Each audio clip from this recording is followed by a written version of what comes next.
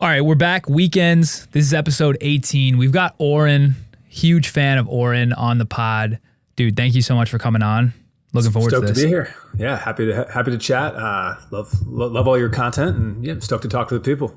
Absolutely.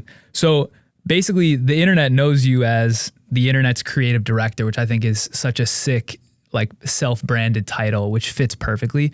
But for people who are listening to this, before we get into like the back and forth, do you want to just tee up quickly like your background, but also how you got into this kind of like content world? Because I know you were doing a lot of stuff before that. Yeah, for sure. So I started my career as a designer, I guess is the easiest way, because people always ask like, where did things begin? And, mostly graphic design, but a little bit of industrial and interior. And then, worked my way into marketing and sales, became an executive at businesses in consumer electronics, started a engineering agency with two friends. That was about 40 people and is still going. And so kind of did the full entrepreneurial side, and then became an operator inside larger businesses. So actually prior to making content, I was the president of about a 200 person company that got acquired by a public company. And I was doing everything basically, but running the finance team and the legal team. And so after that, and doing something at that scale, I was definitely like, hey, I don't want to operate like that anymore. That is too much for me. I'm sure you have a similar experience from consulting and just being like, hey, maybe this isn't the right use of my time. So I was like, hey, I'm going to get back into the marketing side of things, the branding side of things, which I love, design. But I'd seen so much of the world change in terms of like what worked there and how much organic content was blowing up. And I realized that as someone who is, am aging, I have not been in the trenches the last few years, and that I need to make some content to really embrace, what's happening and try to make moves smart with how that worked for brands and projects. And then ended up opening a whole new world. Basically, I started to look at it as less, okay, I'm going to be a marketing operator in my own business or anything like that, and more as this is really a tool for me to do anything that I desire. And that's been a kind of an amazing, let's say 18 months or so since then, of just kind of watching all that unfold. Yeah, it feels like, like a cascade of light bulb moments, like one after another.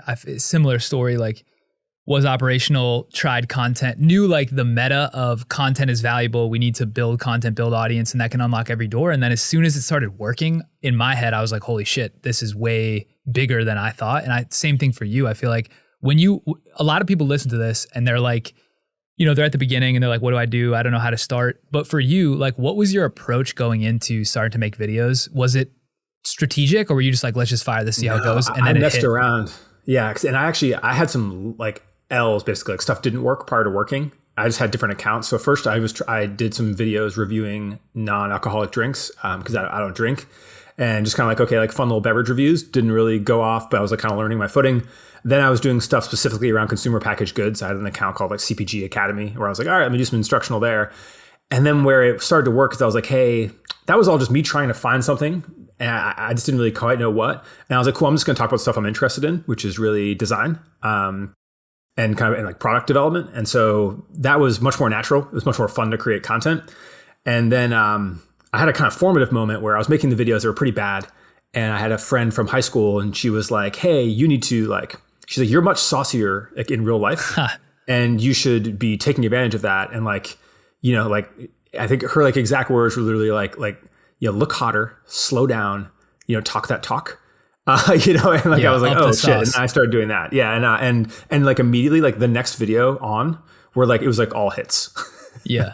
Yeah. Dude, that's something I've noticed too, is like, when I watch my own stuff back, I'm like, I'm still this like performative character, mostly because when I would watch the raw stuff without adding any like extra emphasis, it seems so flat. But now I watch my stuff back and I come off like a jester almost. Like I'm like cringing at the like yeah like the exact thing that people make fun of with the YouTube. And I feel like you struck a really pure balance where like when you just delivered in the same exact way you talk, and I think people actually want that, and it's a skill, honestly. Yeah. And I still feel like I think everyone looks at themselves, especially when you're watching content. You have to reflect upon yourself a lot more. I didn't think a lot about how I spoke, how I present myself. It just was prior, right? And then now I think a lot about it. I still feel like it's 20% performative, right? And you're like, oh God, should I really be like that? And so it is hard. Everyone I think has that opinion of themselves, but now I feel more than ever, it's kind of finding its groove, and that just takes time and comfort. But I mean, man, the impact it has on the rest of your life too, like how I can speak in meetings, like public speaking, like any of those options. Like I'm in some of these meetings now, like with retail groups, and it's like I do sales pitches like TikTok videos. It's like, what's my hook? All right, now let's give them the background. Yeah. Let's hit them with 3 bullets. Let's impress them. Let's impress them again. And then what's the CTA? It's like, it's so funny. Like my whole world thinks like that now.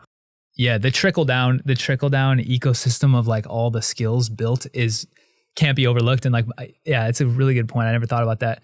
So one thing I wanted to ask you is, so basically like, I'm fascinated by the strategic, almost like world building that comes around the content piece. So once someone gets the content working, ideally the content is like the spine, and then you can build all these things off of it. Some people strategically, they go into the operation being like, okay, I want to do X, Y, and Z. I need the content to work first. So I'm going to get that going.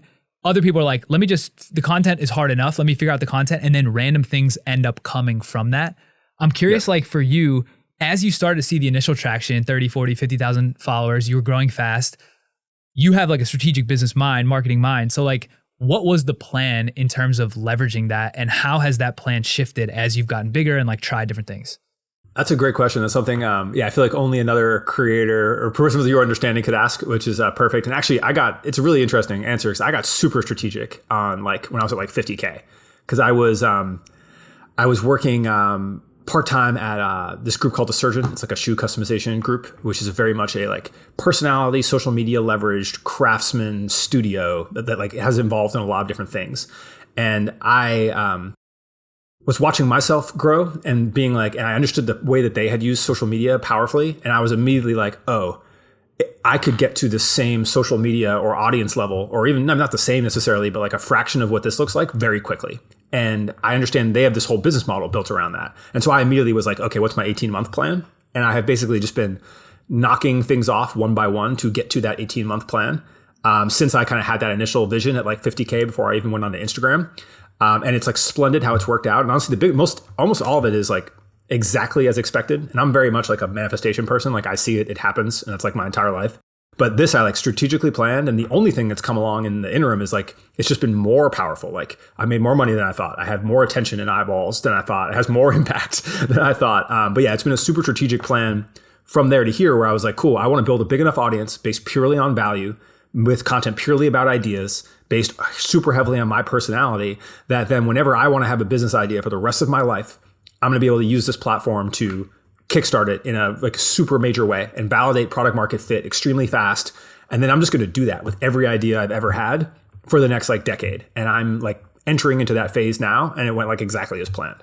That's fire. And so basically like the 18 month like first business, some manifestation of like Valuable Studios, which we'll get into, which is basically like a lifestyle brand that you own, operate, and like create for. Was that kind of like, I don't know if you had the name for it back then. Okay, yeah, nice. I didn't have the name. And so we actually spent probably 6 months getting to concept. But I basically knew, I was like, look, I want to be able to, I'm not showcasing my skills right now. I'm just talking other people's stories. I'm not the best, but I'm a good designer. I'm a good strategist. I'm good conceptually in a number of these things. I want to be able to show that off, but I want to have the right platform to do it. I want to have a plan to do it. And then I want to be able to act on that in a way that of these people I look up to, like Samuel Ross from A Cold Wall, like everyone will say Virgil, but like Virgil Abloh, like a number of these people that have Vandy the Pink. There's people who like kind of have these brands. They're sort of based around themselves, get to design and work in all these different areas. And I was like, I want to do that, exactly that.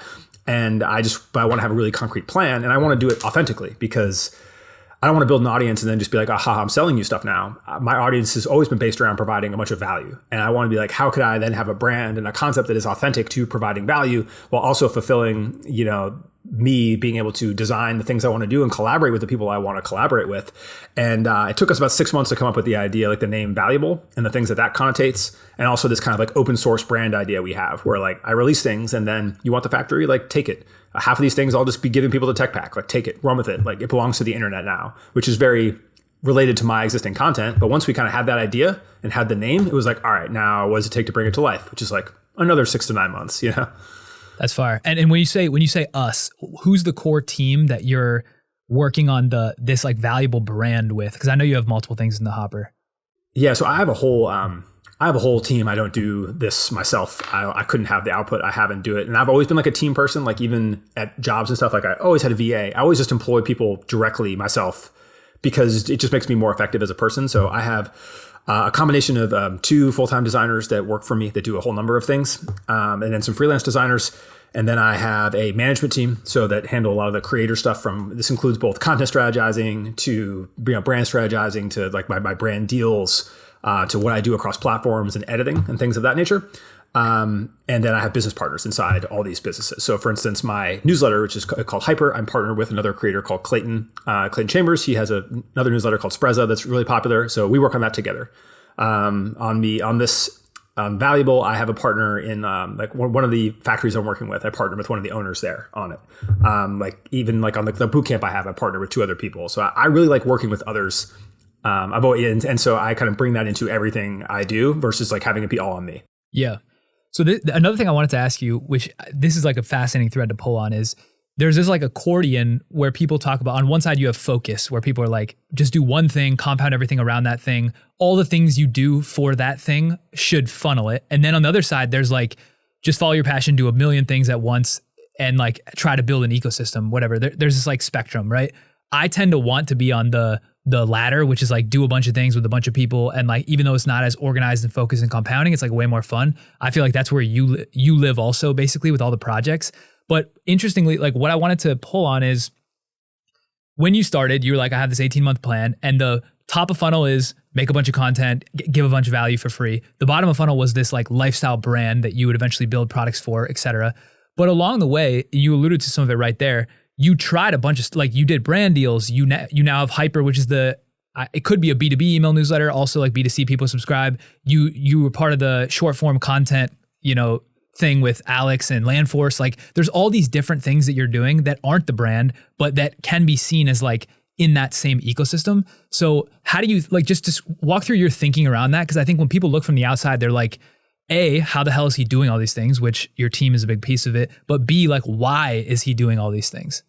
Yeah, perfect. Yeah, and I think what usually surprises people is I still work full time. And so that's where the team comes in, right? Like where I have a complex personality type and have there's a couple forms of ADD. One of them is the interrupting form, which I have, and I've really just noticed that like it's really about personality types, right? And how much money you want to make. Those are, I think, the 2 things to really touch on. And the first is like if you are a type A personality or a person who can pay attention to things for long periods of time and can like work through and slog through whatever it takes, you're probably better off focusing on one thing. Because that's like going to be the best direct benefit for your energy and you probably make the most money. I just don't think like that. Like I'm 25 to 45 minutes into anything, I have to shift gears, which is really good when you're operating a business where you can be like, cool, I'm going to go back and forth between, just distribution. Now we're talking manufacturing. Now I'm with the marketing team. Now we're going into a sales review. Perfect. But it's also, as an entrepreneur, if I was just saying, hey, all I'm focused on is my newsletter or all I'm focused on is making content, I'll lose it. I'll lose half the day too, is because I'll just be like, that energy I have when I have to transition will go into me doing something that's not useful, or go into, honestly, like just with my own kind of personal ups and downs, will go into me doing something self-destructive. And so I just channel 24/7 energy, if it's not with my family, into doing things that I enjoy. And then the second caveat is money. I completely agree. If you want to make the most benefit for your time, building one thing as big as you can get you that, 50 million, 100 million, you can build something amazing. I have come to the conclusion that I don't really care about that. I am completely comfortable and better at smaller wins. All of these businesses I have along the way, like Hyper is a newsletter. We'll sell Hyper for low 7 figures. Cut 30 is a boot camp. We will sell Cut 30 for low 7 figures. Like what I'm doing with my brand, maybe we sell it someday, maybe it's just cash flow, but I've done enough deals, sold enough and bought enough companies and been in the process of those, had equity in those, that I understand that process. And I like building things with the idea that I'm not doing them forever. I'm going to sell them. And I actually feel very competent in the idea of like, I know how to prep a business, get it to a certain revenue amount, know how it's valued, find a buyer, and like move on. And so everything I'm building is kind of based around that, right? Like with the newsletter, for instance, like we are building a newsletter that we will sell to a agency that needs a lead gen mechanism or like a SaaS brand for e-com. And we are very intentional about the content we put out and the partners we work with to get there. And at the end of that, we'll go find something else interesting after it. And so I look at it all as like, I have this one funnel of all the content and all the things. I don't necessarily just need to sell one thing. I have multiple call to actions and they all work, and just like keep running them as long as you see that future that it makes a lot of money or it is sellable. Which of the projects that you worked on, let's take like content as a project in itself, like out of it, but which of the other projects have you been most surprised by like damn, that worked fast, or like, damn, this is printing money, or like whatever your expectation going into each project, which have you been surprised, positive or negative, about in a way that people would be shocked by? Yeah, I think the creator revenue, just like brand deal revenue, is, if you have the ability to communicate about SaaS and about like it's just shocking. Like it's more than I ever thought it would be. Yeah. So that's probably the most surprising. I think what's interesting and why I wanted to talk to you is I had the same vision, and I would say the arc has not been as explosive, and I'm still like trying to figure it out on my end, but the similar idea where it's like, I really wanted to make content because I wanted to help people and build trust, but really I wanted to build businesses at the bottom that I could fund free CAC forever. Like that's been my plan the whole way.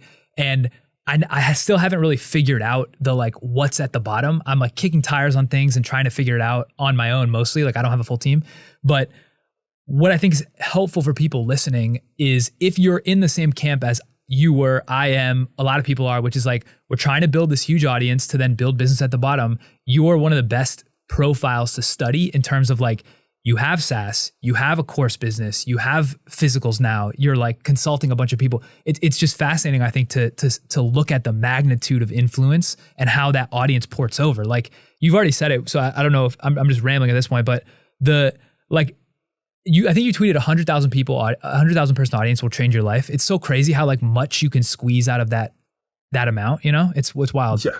Well, and I think especially because we look at people's lives, like, and I've realized over the last year, I've lost a lot of perspective on what things used to be like.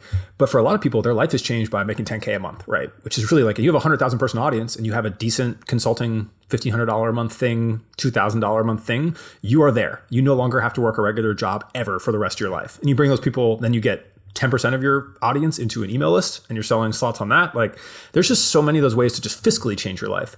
But then you look at connections and all the other things that come from it. And I think really the difference between most people and where I was, and I'm just later in my career and have more intention, is like, I was really specifically like, what is that Venn diagram of what I can talk about all day and what people are interested in, and like where there is money and resources. And I think most people kind of have one of those things. Okay, I could talk about this because I can make money in it, or hey, I'm really interested in that. You know, it's like really finding that sweet spot of all three is the hardest part, because a lot of eyeballs don't translate into that same level of value, and you have to have like that personality and the value driving and the consistency, and that's really hard. But the plus side is it doesn't, you know, as I think you're probably in the middle of experiencing, you can figure it out along the way, right? You can get to one stage and maybe it takes 4 months to get to the second stage, but like at least you're at stage one. And now you can just be, hey, how am I going to move this audience or take this skill set and adapt it to what my future looks like? Like I look at content not as something I'm going to shut off in 3 years.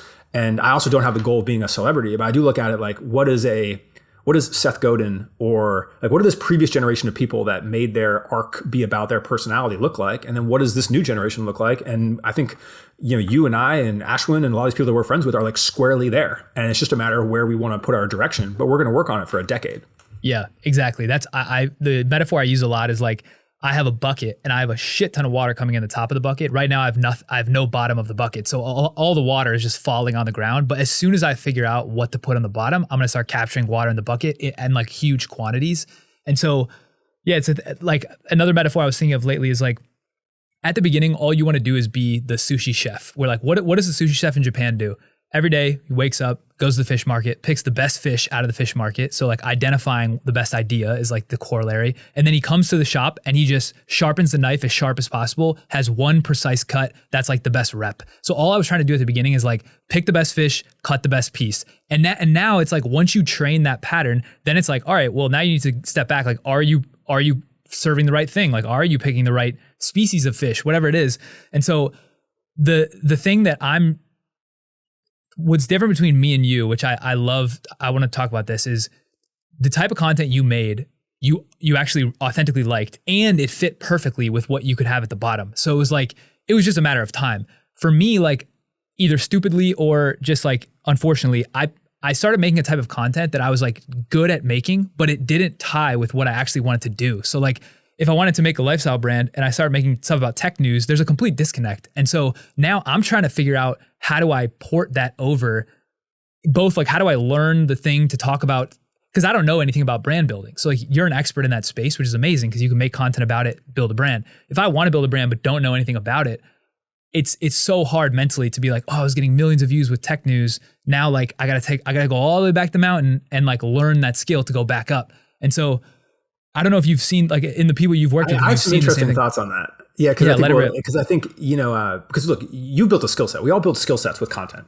I also look at like the content I talk about is very tangential to my audience, but still different. People are coming to me for like creative advice, design advice. If I was selling like a mood boarding app, I'd probably have more product market fit. But there's enough overlap. It's all about percent overlap, right? Yeah. But what I think is really interesting is about niches for brands, right? Like, so for instance, with the brand I'm working on, I am very focused on like at least a percent of the brand is identity is wrapped up in motor vehicles, right? In about like Americana muscle cars and like truck culture and these things that are always been fascinating to me that I've participated in. And because I look at it being like, I'm creating a thing that my content will enable some of, but it's gonna have to live on its own as well. And when you create something that lives on its own that has its own subculture, you can then apply that same skill set for it. I know how to make good content about a number of things, but now I'm gonna make that good content and then anchor it around the car culture that is an intrinsic part of my brand. And what I think a lot of people do when they launch a lifestyle brand is they forget about that really specific niche, where it's like you can have your brand that looks cool, or you can have your brand that looks cool and is perfect for lacrosse players or whatever your kind of zone down is. And so I kind of very intentionally picked that other aspect too, and I find that that's really good for creators that don't have perfect overlap. Like perfect overlap is an interior design creator that launches a interiors line, right? Like, that's like the most straightforward, right? Food creator that launches a food product. But for anyone else, it's like more of the, okay, when what I want to create, I'm just going to apply the same skill set and I'm going to be a partial funnel for that, right? But I think I think we limit ourselves as creators thinking about our own accounts. I've been thinking about this a lot as I look at like expanding my team, in that people consume content in a few styles, right? If you like talking head content, that's only a certain percent of the population. You and I are never going to see the people that don't like talking head content, because that's like 95% of what we do, right? But then there's people that only watch like Zach Kravitz style content, like beautiful lifestyle reels that have some like advice on it. Their entire feed is that. So I've been thinking a lot about, cool, like how do I take all my same concepts, completely different account, because I don't think they work on one account, and I am just leveraging into that with all my same ideas. And then take that a step further into personalities. Like some people want to hear business advice from people that look like them. So they want to hear it from an African-American or a older woman or whatever that looks like. Some people don't.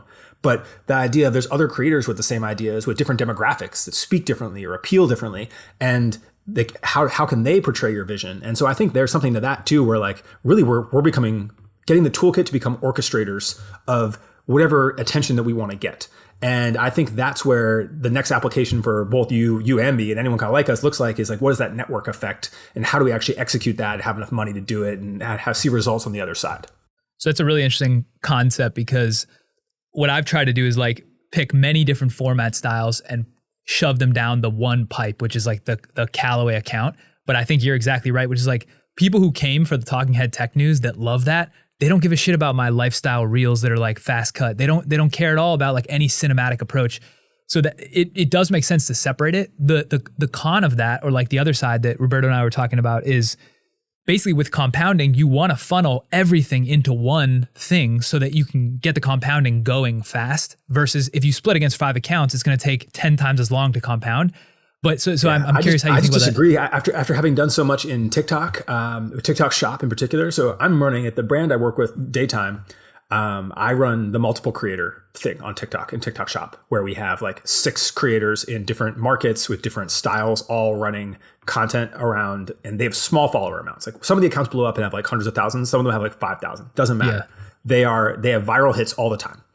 And that all runs back to kind of selling the core brand.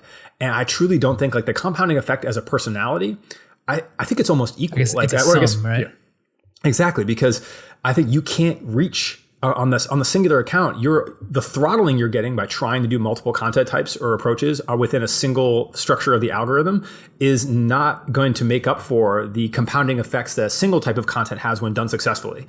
And I think that, and the idea is that fascinating. And I think you need to look at it like, it's like almost like the units of an army, right? Where like they're way more powerful together than if you put everything behind the cavalry. And so I think that's very much how I look at it. And again, could be wrong. We're all theoretical here, but I think that is the right approach. Yeah.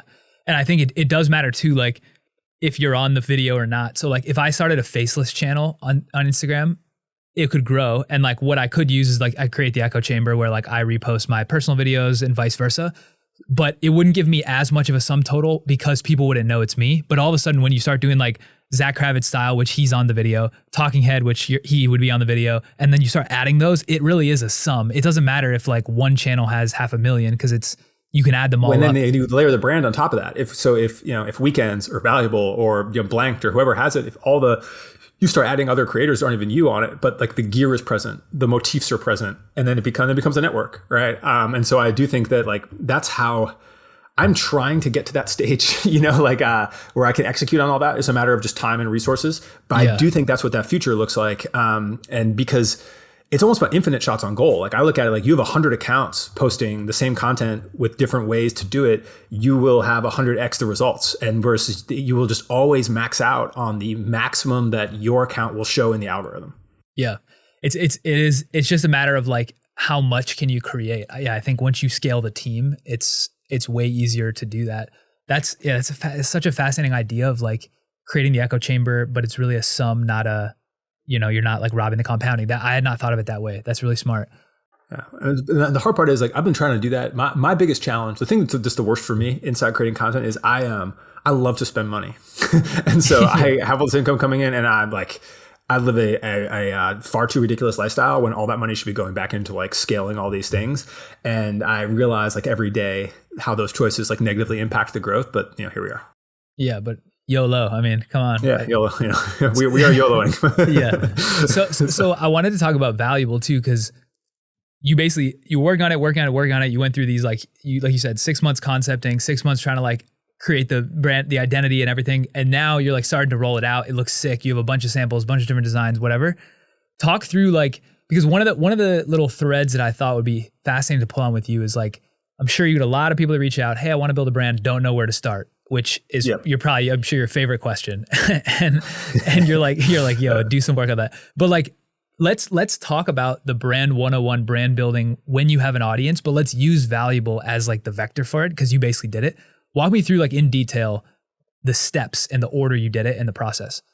Yeah. And so I guess really, I did a lot of it in the background without talking about any of it. And then I only started talking about it when I was like, everything is almost in reverse. Like I'm posting things not as they happen. I'm posting them like a month or so later because I'm trying to, the narrative of building a brand is so long, sampling is so long, everything is so long that if you do it in real time, it's going to be from you showing a concept to when someone can actually buy it is going to be like 9 months, right? Yeah. And so I'm trying to avoid that by compressing it. But really I'm following the like tease. Like all I'm doing now is teasing. There's a couple links to a wait list. There's like a website with a sign up form and I have some stuff I'm doing.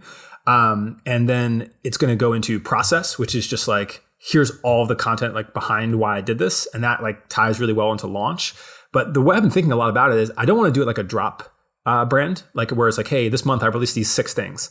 I want to do it as kind of like a perpetual drop brand where it's like just built into the content. So every week I have a content strategy. So as most people do, where I'm like, I do a couple of these videos, a couple of those videos. And I'm just going to basically build that into it where like every week I'm talking about the 1 or 2 new things I'm going to have available for sale that week. And whenever I have them, I'm just rolling them out. That's how I'm thinking about doing it is I'm thinking about being like a completely organic flow, ignore all traditional brand or collection strategy and just make as many things as I'm interested in, document them as they come and just kind of let it fly. Versus having that structure. And that's an experiment I'm doing. I can always kind of lean back into, I'm going to do one really concrete drop, but that's the way I'm looking at it is like build it in as a content pillar and then just have it like a constant flow of like, oh, this thing I saw 4 weeks ago is here now and there's 2 more videos on it. And it's just like a perpetual part of the cycle, but we'll see if it works. Yeah. I feel like a fascinating variable to play with is the drop mechanic. So it's been the one that we all know, like you said, drops coming, either you don't know when it's coming or you do know when it's coming. It comes, there's a point in time, it sells out, whatever. Actually, as you were saying that, I thought of an interesting idea I haven't seen anyone do. Like, what if you did a drop, but the drops released automatically when certain content had certain engagement? So like you made a video on the hoodie and you're like, as soon as this hits 1 million views, it's getting dropped. It's triggered, coded into the background. I can't control it. So if it happens at 1 a.m., if it happens at 10 a.m., I'm letting it fly. That'd be so sick, right? Because then that's like a reinforcement loop. No, I think that's fucking fire. And then they have like thresholds and timers and stuff. I love that idea. I think that's fire. Yeah, take that, run with that. That's pretty sweet. I think what's so cool is like, and this is, I'm 12 months and 1/5 the speed, 12 months back and 1/5 the speed with weekends is what you're doing. But I'm trying to think like, how can I create weekends as this like foundational layer where I can just like play with shit. Like come out with a hoodie, no one's ever seen it before, make a video, do some shit like the drop mechanics I just said, release it, there's only 50, move on. Like just things that are the anti of what a big corporate brand that you have to win with could do. Yeah. Just the complete opposite. Economics are there. Well, I think, and here's what's funny is actually, and there's a couple other elements to your previous question that this can tap into too, but I think that's how a lot of companies do it now. You'll see people that drop all the time, like Represent drops like every week. Kith drops, obviously has the weekly. A lot of those companies are doing less individual items than I think you think, but there's so many drops, it doesn't matter. Like a lot of people I feel like are doing 50 or 100 of a thing. It's like not uncommon at all. And it can work inside your logistics. It's just really like the design and production. It's just having the operations going that you can constantly do that. That's the strength of like the background I have is I have probably 70 products in motion right now, and they're all in motion and they're at various stages. And because I know how to run it like productized, and I have designers that work full time, and like I put the onus on the factories I work with to operate within a structure I have, and it's all in Notion and shit. And so I want to be able to do that exact thing. And I think that's actually the model. I think that's what most people are kind of doing. And it's just a matter of what kind of scale can you get to, how fast, and how can you tie your content into match. But that's the fun part, right? It's like, cool, I want to try leather dice for your car. I can make 50 of them, validate it. I'm doing a bunch of that because it's interesting and cool and I think builds the brand well. But what I'm really focused on from a product perspective is I have 5 or 6 ideas that I think I'm trying to validate product market fit for scale. I'm trying to say, if I drop this, is there the potential for this to be the thousands of units thing? Because I'm always going to make the fun stuff I do just because I want to do it and make content about it and it's interesting to me. But like I have a few things I'm doing, like a couple of the bags products I have. I actually have a health and wellness product I'm doing with Landforce, and a few of the shoes products that I'm doing where I'm like, hey, I actually think this has scale. And so then it's a more interesting test. I'm ordering more quantity. I'm like starting with 500 units instead of like 100 units type thing. And I'm really seeing like, okay, is there legs there that go beyond just me making content about it? I'm testing meta ads and stuff like at the same time. And then just basically being like, what are my parameters for success? Like, okay, if I can get my customer acquisition cost at X, and if I sell this many through organic video, X, then I'm going to go triple down and I'm going to order 5,000 and try to build a business based around that. And I realize of the 6 or so shots I plan to take in the next 18 months on product market fit, if 1 works, it's gonna be fucking magic. If 3 work, it's gonna be legendary. And I'm definitely thinking about things like that and like have those products like in a separate category. The thing that's fascinating to me is most brands, and correct me if you think this is the wrong framework, but most brands were like make product and then the content lagged the brand and product where they're like, okay, I'm gonna use content to grow it, but like the idea for the seed was the product. Now we're seeing like what you and I and a bunch of these people are trying to do where it's like the content led and the audience was there, and then you're trying to like build the brand and product lagging off the content. And this, I feel like the cycle with content first, it's so much tighter. Like you get way more feedback. Like I can just make one of one hat, wear it, see if people respond. If I get 50 comments that are like, yo, that hat is sick, drop it, then I drop it. Versus like Kith never had that, right? Because they were just guessing at the beginning. Yep. That's why it's such a blessing to be able to do this now with audience. Like it's such a complete hack. Like I get 1,000 responses to a story survey anytime. I do it all the time. And I'm just like, you like this leather? Like you think this brand's up or this brand's down? And so the fact that we can contribute to that, and to your point, like the comments, like I've noticed that too. I post a lot of samples on stories. The ones where I have like 6 DMs being like, I need that immediately, versus the ones where I'm like, oh, I thought this was tight, but no one commented, like impacts how I order things, like for sure. And the fact that we can just unlimited do that is truly amazing. And then something I talk about, a lot of creators hit me like my brand's not working. And this is the funniest one to me. And I have this conversation probably twice a week with like major creators with brands. And they'll be like, well, I put this thing out and it doesn't sell. And I'm like, well, how many videos did you make about it? And I'm like, and they'll be like, oh, 2, 3. I'm like, have you considered making more videos until it all sells? And like, that's really like the last chain, right? Is like, cool, if I have 60 of a thing sitting or 600 of a thing sitting, it's really just a factor of how many do I sell per video. If I have to go make 100 more videos about that, that's the worst case scenario of how I move through that 600 product. And people just feel like, I did it and it didn't sell. And it's like, this is our toolkit. This is our blessing, is we can put out unlimited content into the lengths of time, as long as it's interesting and engaging, and sell whatever we have, even if it's 1 unit at a time. And I think that's where it's like, I feel like it's so hard to fail with that mentality. It's a cheat code. It really is a cheat code. Oh, I'm curious to get your thoughts on this idea. So did you ever play in like Web3 crypto or not really? I'm like tangentially familiar, but like not all the way in. So I had this wild idea that I thought would be sick, but the TAM is probably too small. But so I called it drop slots. So the idea was like when Supreme or Kith, they drop, basically what happens, if it's like a super hotly contested drop, it effectively gets botted. This is what happened with all the sneakers and like the Supreme drops or whatever. And the bots come in, they buy the shit, it goes to eBay, resell for markup, etc. The true fans, maybe you get one, but most of them don't. So I was like, what if you could use NFTs?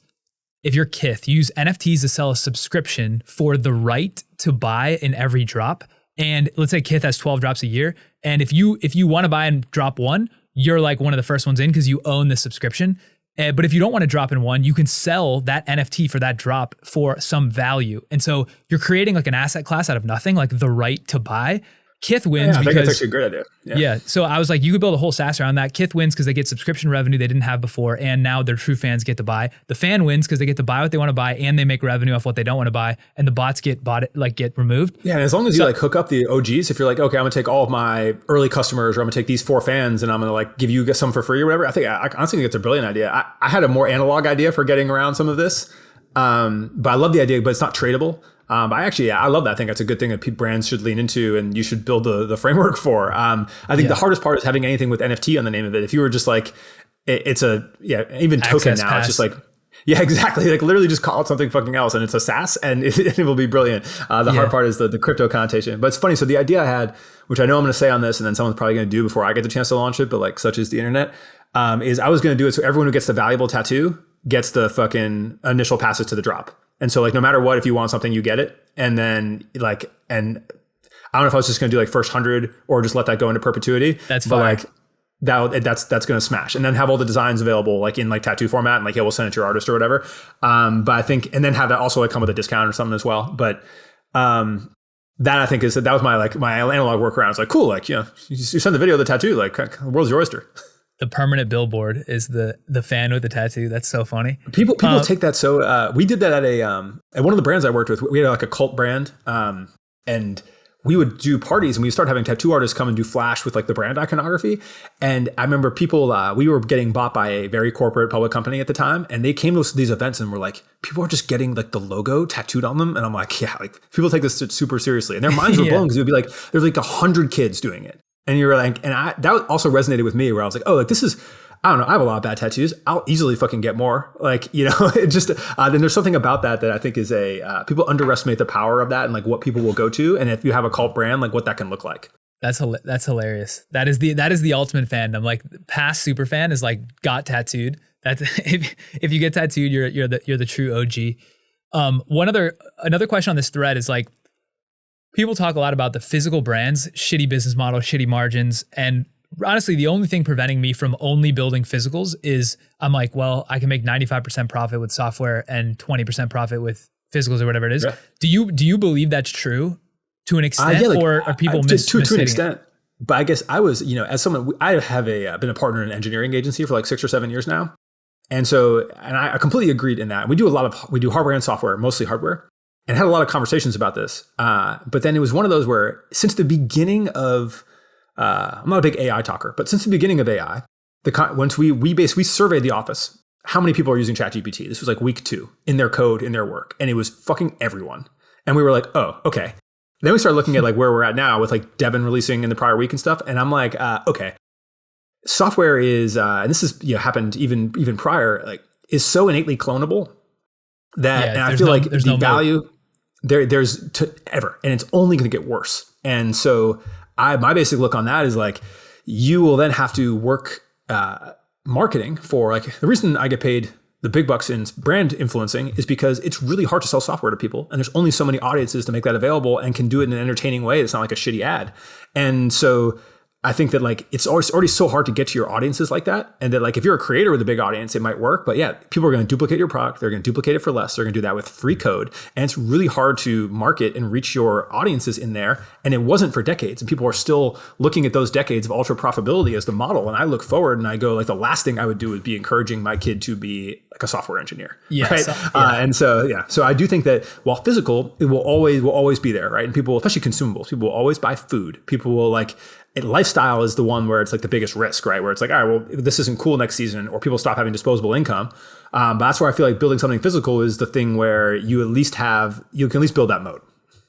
Yeah, I agree. There's something about, especially clothing, like clothing is a uniform. And like if somebody's buying software, they're not putting that, unless they're getting the tattoo, they're not putting a software on their head or on their chest and walking around and like promoting it for you, versus clothing especially, but even like any hardware, physical good that's on somebody, it just has this like innate property that built into the form factor is broadcastability. Like it is marketability, which I don't know. I feel like that doesn't get a lot of embedded value. Clothing stuff. Clothing is one of the toughest. I really didn't want to make clothing. And I'm doing it. And I see like a product market fit option in the aesthetic that I'm doing that I'm like, that's the only reason why I kind of leaned into it, just because it's ultra competitive. It's so fucking complicated. But to your point, there is that plus side. If you do get that momentum and enough people see it, you can really move. But man, it is a hard niche. What physical or hardware category do you think is untapped right now? I don't know about untapped, but I think consumer electronics is always one where like the barrier to entry is hard. Just being able to be like, oh, this has a wire, or this has like this has a a PCB, or like is something that so many people can't achieve, but it's actually very straightforward. That I think that there's so much opportunity there. Toys is the biggest one. I work in toys in the daytime and have a lot of people come around with ideas for toys, and also shop for. I have a child who's 7, and I'm just like, man, this is just ripe for. There's just like these experiences are not modern. These brands, these older big toy companies are not thinking in the right ways, and there's just a million options within that. The other one I love is candy. It's just another where I look at where like everyone, there's either your core candy or your healthy alternative, but there's no more just like we're making something amazing and boutique. And I think I saw the guy from Mini Katana was just doing like a freeze-dried candy brand, which I was like, exactly, freeze-dried Skittles, run it. Like there's a lot of opportunities I see around here. Even more health and wellness products. Like I'm working on one with Landforest, but it's just like how do you take any product that people normally use and just make the organic or super high quality version of it? You can see that at Airwam, where you go in there and it's like protein, Centenarius protein. It's $10 more. It's the best thing you've ever had. It's hand filtered from Japan. Like there's just so many. I actually feel like there's just 100 physical market opportunities. Yeah, just go up quality. I feel like up quality is working. Will always works really well now. I think with the growth of social media and being able to storytell through video equivalently, like it's not as though me and you have to pay 10 times more to make a video about a high quality product than not. High quality is just where it's at because you have free CAC forever, higher profit, higher ticket price, and also a better people consumer want quality. experience. Yeah, exactly. Yeah, exactly. Yeah, and so and especially in supplements and stuff like that, I think that's where the biggest one is. Like I take Shilajit every day. I take this based Shilajit, not to like this is an unpaid promo. And like, look, that dude like went and found the purest stuff at the fucking mountaintop that he could, and he sells a shit ton of it. And that's the difference. Is like literally there's a bunch of those brands out there, and his is the best. And he tells the story about it being the best, and you have it, and it is the best. And I don't even know what it costs versus the competition. I'm just getting it. What is on the edge? Like I say on the edges, but like whether it's from a content perspective or a brand perspective, who or what is on the edges right now that like as you go down these rabbit holes and experiment, because I know you're deep in the forums and you're like deep in Discords and you're looking around and you're like seeing shit, you're always sensing. What on the edges that hasn't really grabbed on is intriguing you right now? Could be anything, but just like a thread to pull. I think some of the stuff that we're seeing or partially involved in, or even like your boy who did the podcast with, like the storytelling and filmmaking for Instagram and TikTok, I think is still just like one of those where you're like, how is this not 10 times the size? Like, why are we not running animes and fucking 1,000 episode series on Reels and stuff like that? The in real life gaming still is like Pokemon Go. Yeah, exactly. But with hardware, like there's like those things like that I think are super interesting. Customization is another one of those where I keep seeing around the fringes where like everyone, this is a more of a macro level topic, but like everyone owns so much stuff, right? We're more consuming more than ever. Everyone has way more, the average person probably has way more bags, shirts, hats, whatever than they did pre-pandemic. And I think at some point, there's consumer guilt, but also the dopamine of consumer purchase. And so I do think there's just some huge thing around like, how do I modify or enhance the things I already have, becoming like a cultural moment? And it's one of those things I'm kind of surprised hasn't happened already. And maybe it's years down the line, but like I think will be a major thing that like someone can think about creatively. I don't know. What do you think? What's in your back pocket? I feel like there's the content formats on short form. There's so much room to run. Like I think I try so hard to not have the view of like take something that I see that I like that someone else did and then make it better. That's like iterative improvement. But what I want is like exponential improvement, which is it's going to come from a completely different place. So sometimes I come across these things that are so weird. Like there's this guy, Kyle Short Films. I don't know if that's exactly his handle, but something like that, where he basically creates these like paper cutout characters and then scans them into Photoshop or to Premiere and like makes videos in a completely different way than I've ever seen. And I came across him on the home feed and I was just like, damn, that is like is he hugely popular, millions of followers? No, but he's like a category of one. I always say one of one. That's like a thing I say nonstop. And I'm just trying to find like things like that. So I think on the edges, storytelling has gotten very boring. Like on these platforms, it's the same shit over and over. Every time I scroll, I like watch 5 videos and get off because I'm just like, it's not stimulating. Have you seen Alexis Bitar? No, I don't think so. All right, so check it out. This is a like legacy fashion jewelry brand in New York. You have to check it out. They shifted all their content to be a like vignette based cinematic storytelling about a series of characters in New York that don't exist, that like happen to be wearing their jewelry or whatever, that is amazingly scripted and executed and has like a cult following. And all the videos get like hundreds of thousands of views and is purely entertaining. And I was basically like, with that format, there is just no shortage of opportunity for individuals or brands or storytellers to kind of execute like in a relatively low budget by just putting out interesting stories. And the way that you consume and the way that we're shown content, like you can be so engaged or pop in and out of the story. And the way I liked it is because it's all vignette based. Like every single thing is one part of an overarching story, but you can watch any of them without context. And I was like, oh, there's just like genius entertainment here. And between that and YouTube content, I was just like, what episodic, how is any television, Netflix, anything ever going to compete with what can happen with these wide immersive worlds? I even look at reality TV. My wife worked with Bravo for a while. And so we're really in reality TV culture. I look at like what Tarte is doing, like with Tarte Island, like on TikTok, where they have like 20 influencers there. There's all these like reaction videos and these people are hating and this commentary, which is literally just what happens on E! News or Watch What Happens Live like on Bravo.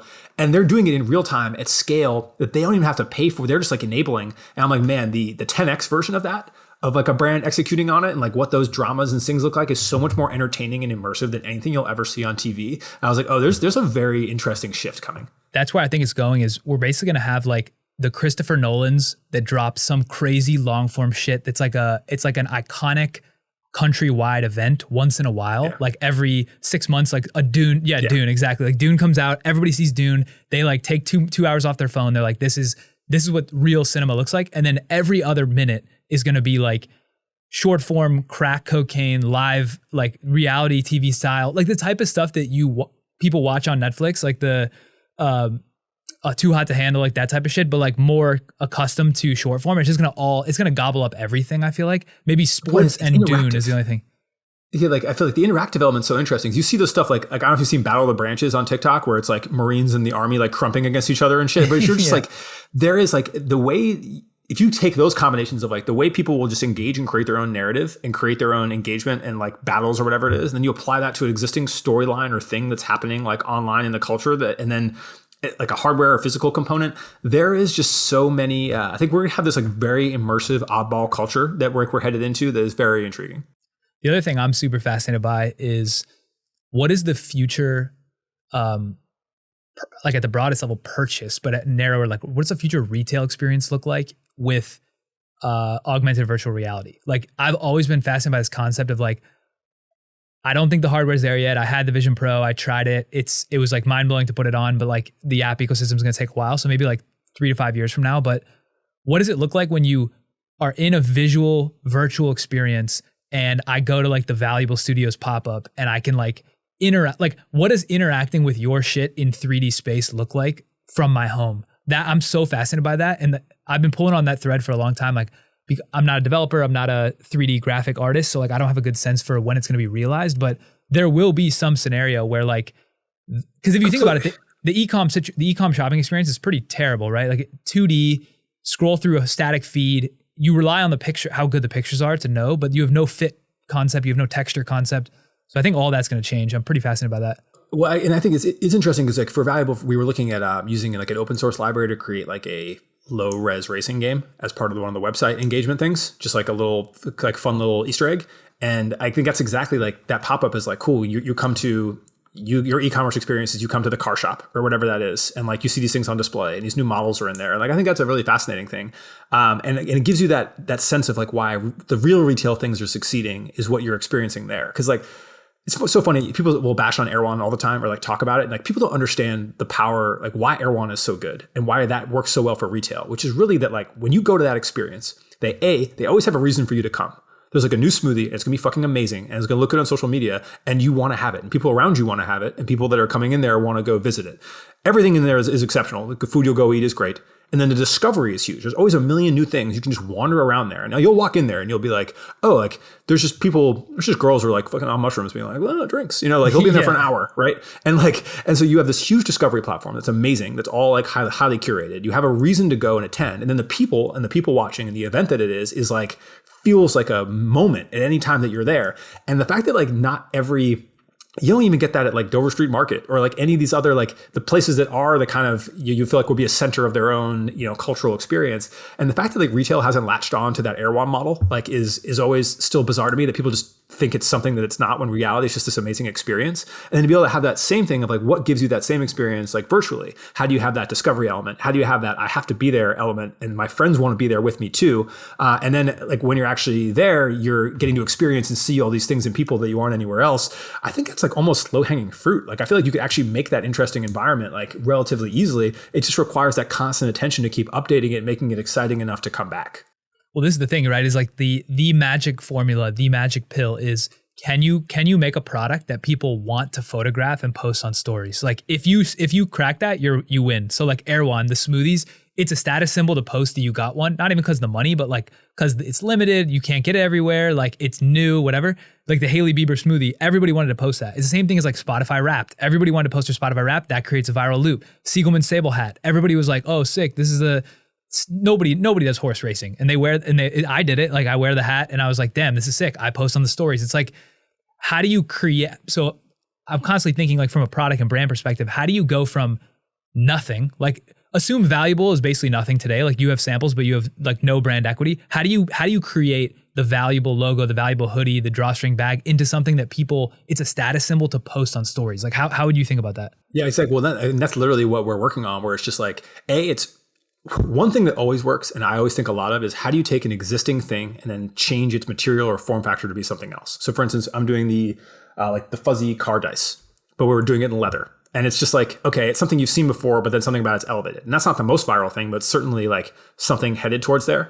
But a lot of it is like who carries it and what that iconography looks like. And does it immediately appeal to you as sick? And then what does it signal? Is a big part of it. Like the Siegelman Stable is a perfect example of like, this is a signaler to like horse girls and like certain type of dude that knows like that there's like a thing happening. And you see that all the time in, types of camo in the South. We're like, oh, that guy's wearing Cryptek. Like, it's like there's a couple of these things that like really signal, but at least in the way I'm thinking about it, a lot comes down to material. It's like, how do you take a normal thing and make it stand out? Like even with the basic shirts we're doing, I'm like, the shirts I'm making are so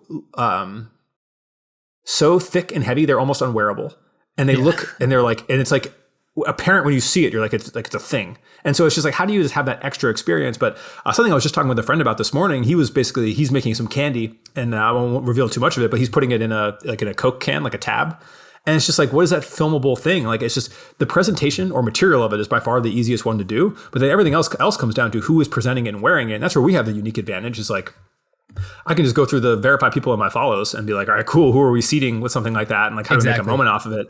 But then there's also the recognition of the iconography. Like on Valuable, we worked forever on what the core V would be. And I was like, man, there's a Veja V, there's a fucking V-Loan V. There's too much like that. And we ended up with this one that's like, a very unique form factor. And I wanted it to be like more like a swoosh than it is a V, you know? Yeah. And it's got like a check mark meets swoosh meets like, yeah, it looks sick. It took a minute to get there, but then it's like, okay, how do you make that a thing? And then like, without over branding or under branding? And it's just it's a constant kind of game of experimentation, but it really comes down to like, how do you showcase that in a way? Like we're doing these shoe bags where like, that's really big on it. And like, that's the only thing that's going to be really big on.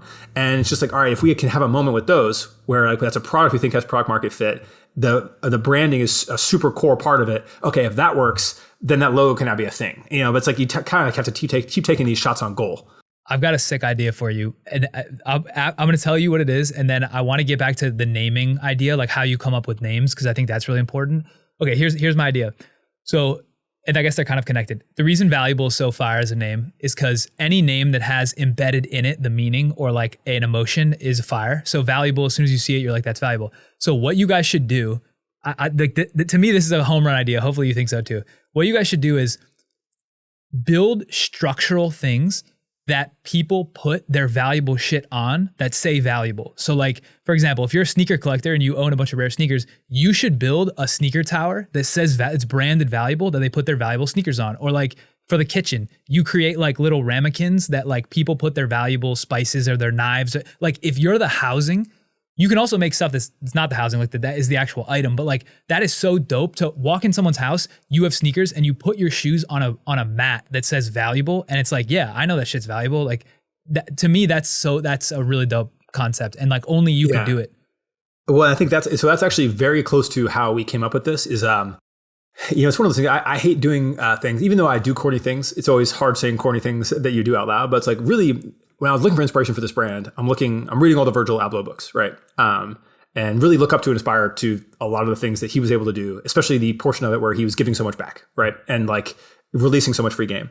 And a lot of the valuable stuff is I was like, okay, if I wanted to have my quotation mark or whatever it is, like it's literally like it's a space for valuables, right? To your point, like, okay, valuables here or valuables like that. It's very much akin to the way he labeled things. Is like exactly how we're thinking about it. Like, yeah, I completely agree. We actually have one of the first things we're doing is like, how Hermes has those like leather little like trays that like snap together and all that. And it literally has that. And it's like, and it says valuables like on the bottom. And it's going to come very much to that concept. I love the idea of taking it to bigger things like carport, like shoe rack, whatever it is. Like, yeah, that's the whole inherent idea. The whole inherent idea behind the name is that anyone who has it on there, they're inherently valuable. Anything that has it on it is inherently valuable. If you then make it a container, it's there. And like, that's where the power of a name is so much. When we actually got to that name after the fucking 400 ideas, it was like, okay, like this is a thing. And like, this is a thing that gives us a ability to again, stamp it on something and then like, and have us like a seal of approval. Like there's a lot that you could work with there. Yeah. That's why I named the brand Weekends, because there's this embedded positive resonance in the word weekend, even though the meaning that I'm going for is like a derivative of what the actual word weekends mean. When you hear weekends, you immediately think, oh, positive, good. Like I like the weekends, so similar idea. Now I still have to make it graphically look dope or else it's a flop. But I want to talk about the naming piece because you talked about it a little bit there, but what are some of the other names that like made it to the finals for Valuable and like why you ultimately went away from them? It wasn't as much. So I don't actually think anything ever made it to a final. We threw so many, like there was just kind of an endless array of mid and then that like emerged. Yeah. is more like what happened. So it wasn't even one of those, like we took it to the finish. It was really just like time and time and time and time. And then nothing was good. And then that was amazing. And it was like, it's weird. And I feel like a lot of the processes I have are like that. Like we did the same thing with like a brand I have in Arizona with a partner called Tropics, where it was just like idea, nothing is good. And then like, okay, that's perfect. Yeah. I don't even know how you get there. Like we just do tons of like, I do a lot of like thesaurus, look through books, look through magazines. I buy endless lots off eBay of like, I have hundreds of 70s high times. I have every Mirage. I have all the Korean B magazines. I have 1,000 Popeyes. I have every Rob Report ever. I have all these archives where you can just go through and just be like, what are those word synonyms? Has been really effective for me. Yeah, that's fire. Like I love thinking about names so much. Like I think Zach Pogrob with the obsession shit, he should have a brand called Madman, which I think is like so fire. Which is that like whole dark black aesthetic. So yeah, I'm looking at the list. I think there's one other thing that I wanted to chat through, and like we can hang obviously as long as you have. But if you got to go, all good.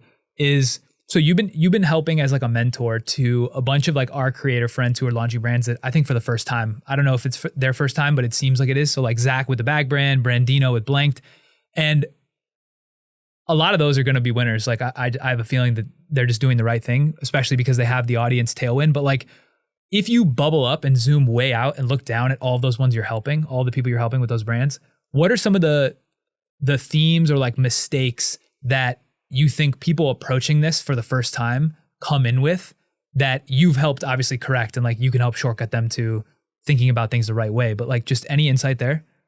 Yeah, I guess one, a lot of it's operational, being like redundancy on your manufacturing, or hey, this is how you get a secondary freight quote, or like a lot of the stuff that just helps you not like lose money, and like pricing and stuff. Wholesale is another one, like prepping for wholesale and like having line sheets and like doing all that. But the biggest thing I've seen with some of these people is The ones that succeed have a lot of vision, right? They're trying to make something hard and complicated. And that is great and something you definitely want to do and will help you stand out and better. But actually perfectly executing your vision often doesn't come to reality. And I don't think people should be afraid to ship 80%, especially as a creator, and then iterate on it. And like I'm being the exact example of that, where like all my stuff is almost there. But we're rolling anyway, and we're going to iterate it better and explain why. I think is such a better format for a creator than anything else. If you're don't have like the background on it, like Brandon with Blank, for instance, he just crushes it. Like his product actually crushes it out because he's 3D designing it. He's going through those processes. He has that expertise. And so he's making amazing product from the start. But I think for anyone that doesn't have his skill set, you would be better off making something that is solid and then improving it and then having that story of that improvement exist and then waiting until you have it perfect. Yeah. What do you think is the best approach for like storytelling through content with because it's something you said before, which I really resonate with, is like the lag time between creating physicals is so significant that if you did real-time document, it would be boring to watch. Like there'd be so many gaps. And so that's for me as someone who's like trying to figure out how do I real-time storytell, trying to build weekends. I'm basically at zero now and I have like a bold vision for what I want it to be. What do you think the best way to do that? Is it the kind of like vlog style shit that like George Heaton is doing with Represent, or is it something else? What do you think? Yeah, well, I think what I think resonates more than like Represent is doing a number of amazing things. I actually think the YouTube doesn't quite hit the mark. Almost everything else they do does. I understand why they're doing it the way they do it though. But like, look, what really matters for those people, like whether it's George and Michael or Dominico from PDF or a few of these guys, they're just constantly sharing the visual images. Like, here's what this is. It's premium. We're working on it. It's coming. Like the picture version of that goes so far of just like, and some of those things never release, right? But it's just like that constant stream of samples and examples and things then matched with lifestyle is just like such an unbeatable velocity, whether that's in carousels or just on stories or whatever it is. And I think in the interim, why I encourage people to ship early and then just iterate is like, it's important to be like, hey, this is my bag. This is V1. Here's what I did. Here's why I love it. And then here's the things I plan to do better for the next time, what I'm thinking about, and then solicit that opinion and then come back to it and then having that out there and existing and in the world and people using it and giving them their feedback and then them knowing because you're asking for it and you're talking about it, that you're willing to have the conversation around how it improves is like such a better basis to build from than waiting for perfection on a thing you're gonna have to go through that same iteration for anyway. And that's also why I think iconography is so important. And I have this, that meme where it's like, you have like the dumb guy and then you have the overthinker and then you have like the guru. The midwit meme. I use this all the time to describe like iconography and like why it works. Is everyone wants to have like blank stuff. They don't want to put their logos on things. And I'm like, yeah, but at the end of the day, if you get a logo that works or you get a piece of iconography that works, like I'm using eagles a lot. And it's like the meme is like the dumb meme is like put eagle on bag or like put eagle on t-shirt. And then it's like overthinking like materials, product market fit, no iconography. And at the other side, it's like put eagle on t-shirt. It's like really like that is, if you have a thing that resonates, like don't be afraid to embrace it. I think people are just doing too much.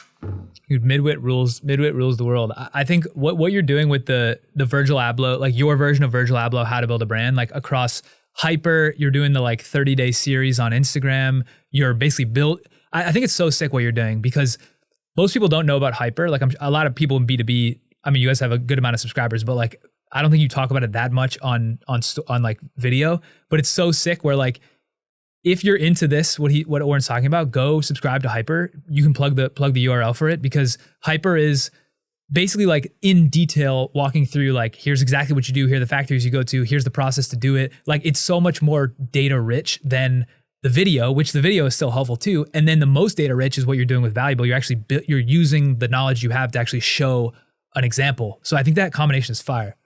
Yeah, and I was just like, how do we cover all these bases, right, in a way that makes sense and they all play into each other? But like, you can't we're all stuck in this 60 to 90 second format. Or even with YouTube, no one watches YouTube. 60 to 90 second formats get all these views and you can't work through it. And it's like, you got to put all the information somewhere. And the newsletters, also newsletters are competitive now. There's so many people that have newsletters. And it's like, if you want to stand out, it has to be like, I have to open this. There's so much value in it each time. And like, that's the approach we're taking for everything. And now I still have to go execute on the brand, right? And that's the hardest part. But if the worst case is it's just the experiments that are the fun things I want to do, I get to make content about, like that's still a win. I have much bigger hopes for it, but I also have that, like all of those things tying together just helps reinforce it. And honestly, it's like the dream thing. It's like exactly what I want to be doing with my time. Yeah, it's so sick. Well, I know time's of the essence. Definitely plug the links. So like people will find you at Oren Meets World on socials, but like plug the Hyper link also and plug the Valuables link. Yeah, hyperstudios.us. We actually just put we have a little archive on there now. We're trying to make it like a browser tab homepage that just has like our curated list of like factories and inspiration websites and references. So hyperstudios.us and then valuablestudios.com has the sign up list for the stuff we're dropping. Hell yeah. Well, thank you so much for coming on. I'm hoping that the way we can evolve the podcast is like 15 to 20 like rotational guests to come on like every 3 or 4 months and just like keep updating on the process. So would love to have you in the mix. Sick, let's do it. Yeah. Oh yeah. Appreciate it, man. All right. Talk to you later. That's the pod.